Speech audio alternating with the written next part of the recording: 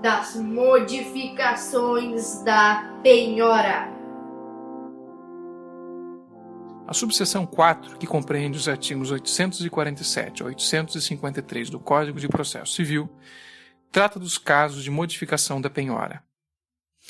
O primeiro dos dispositivos, artigo 847, cuida da hipótese de modificação feita a pedido do executado. Segundo se lê de seus termos, o executado pode, no prazo de 10 dias contados da intimação da penhora, requerer a substituição do bem penhorado, desde que comprove que lhe será menos onerosa e não traga prejuízo ao exequente. 3, pode-se ver, são os requisitos para o deferimento da substituição: a observância do prazo de 10 dias, a comprovação de que a providência representa medida menos onerosa ao executado e, finalmente, a demonstração de que a substituição não acarreta prejuízos ao exequente. Satisfeitos tais requisitos, é de rigor o acolhimento e substituição do bem penhorado, ainda que não conte com a concordância do exequente. O executado, por outro lado, tem o ônus de comprovar, no momento do pedido de substituição, os elementos exigidos no parágrafo 1º desse artigo, sob pena de preclusão. Na mesma oportunidade, deverá indicar, à luz do parágrafo 2º, onde se encontram os bens oferecidos em substituição, apresentar prova de sua propriedade, bem como as certidões de ônus referentes a tais bens. Se o executado for casado, o oferecimento de bem imóvel em substituição pressupõe a anuência do cônjuge, parágrafo 3º, salvo se o regime de casamento for da separação absoluta de bens. Embora silencie a lei, é possível que a anuência ocorra por termo nos autos ou na própria petição que formula a substituição mediante a assinatura do cônjuge.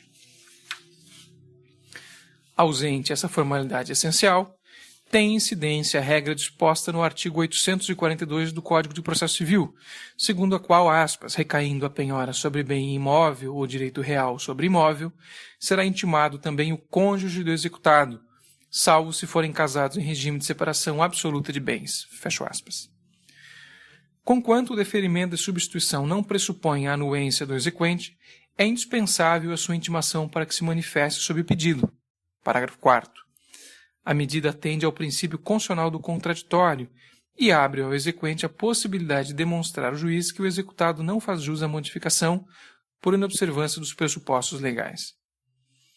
O artigo 848, de seu turno, traz as hipóteses em que qualquer das partes pode requerer a substituição dos bens penhorados. Ao contrário do artigo 847, esse dispositivo não estabelece prazo para a formulação do pedido de modificação, sendo forçoso concluir que podem as partes requerer a substituição da penhora a qualquer tempo, desde que antes da concretização da expropriação do bem originalmente penhorado e ou da extinção da execução. O dispositivo em questão elenca 7 hipóteses. 1. Inobservância da ordem legal. 2. A não incidência sobre os bens designados em lei, contrato ou ato judicial para o pagamento. 3. Que, havendo bens no foro da execução, outros tiverem sido penhorados. 4. Que, havendo bens livres, ela tiver recaído sobre bens já penhorados ou objeto de gravame. 5. Que tenha incidido sobre bens de baixa liquidez. 6. Que tenha ocorrido fracasso na tentativa de alienação judicial do bem. Ou 7. Que não tenham executado indicado o valor dos bens ou tenham omitido quantas indicações previstas em lei. O parágrafo único desse artigo admite ainda a substituição do bem originalmente penhorado por fiança bancária ou seguro-garantia judicial, desde que em valor não inferior ao do débito constante da inicial, acrescido de 30%. A exigência dessa acessão suscita questionamento acerca de sua constitucionalidade. A princípio, não haveria razão para que todos os demais bens de valor equivalente ao da execução servissem para a penhora, enquanto que a fiança bancária e o seguro-garantia judicial fossem considerados idôneos apenas quando acrescidos de 30%.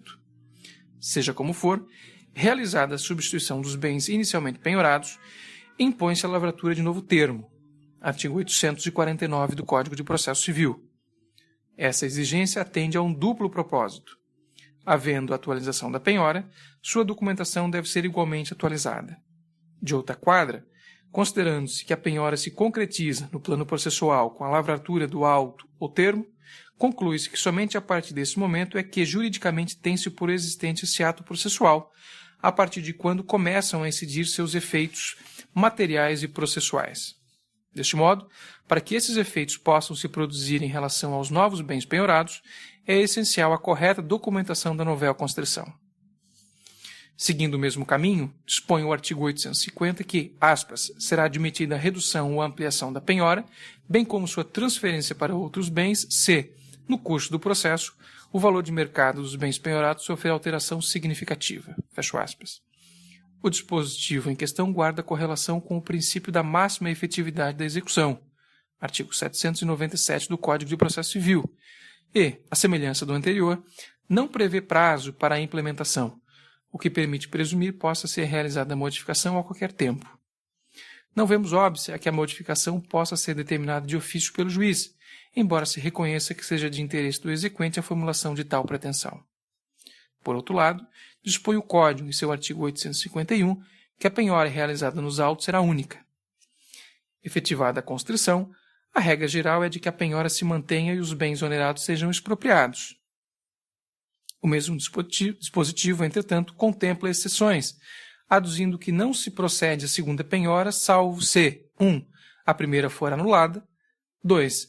Executados os bens, o produto da alienação não bastar para o pagamento do exequente, 3. O exequente desistir da primeira penhora por serem litigiosos os bens ou por estarem submetidos à constrição judicial.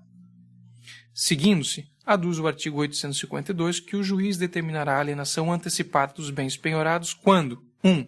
Se tratar de veículos automotores, de pedras e metais preciosos ou de outros bens móveis sujeitos à depreciação ou à deterioração. E 2. Houver manifesta vantagem. Uma análise acurada desse artigo permite concluir que a alienação antecipada dos bens penhorados é medida que deve ser adotada em caráter excepcional, circunscrita às hipóteses nele dispostas, por subverter a ordem dos atos na execução. De ordinário, a alienação dos bens penhorados é medida ulterior, que deve anteceder a satisfação do crédito ao exequente. Também aqui é omisso o Código acerca da legitimidade para o requerimento de alienação antecipada.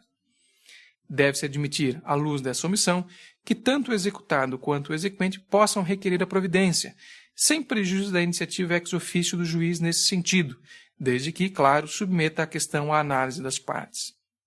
O dispositivo em questão apresenta pressupostos alternativos de cabimento, todos eles destinados a evitar que o executado sofra prejuízo com a perda de valor dos bens constritos, caso a expropriação viesse a ser realizada em momento posterior. Percebe-se, pois, que a medida, ainda que excepcional, acaba por ser economicamente benéfica ao executado e assim merece ser cuidadosamente observada pelo juiz, desde que, claro, presente se revelem alguns dos seus pressupostos. Quando se tratar de veículos automotores, de pedras e metais preciosos e de outros bens móveis sujeitos à depreciação ou à deterioração, ou se houver manifesta vantagem. Ausente qualquer dessas hipóteses, não há cabimento para alienação antecipada do bem penhorado. Finalmente, consoante estabelece o artigo 853, diz o Código que, aspas, quando uma das partes requerer alguma das medidas previstas nessa subseção 4, o juiz ouvirá sempre a outra no prazo de 3 dias antes de decidir. Fecho aspas. Como se extrai do dispositivo, a decisão a respeito da substituição ou da modificação da penhora, da nova penhora, bem como da alienação antecipada, deve ser precedida de contraditório sob pena de nulidade. A despeito disso, não é desarrazoado imaginar a hipótese de contraditório postergado.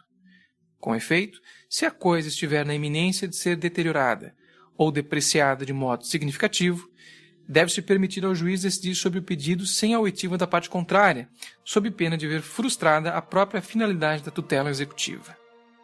Em qualquer caso, contudo, a decisão que aprecia qualquer das questões dispostas na subseção desafia a interposição de recurso de agravo de instrumento, conforme se colhe do artigo 1015, parágrafo único do Código de Processo Civil.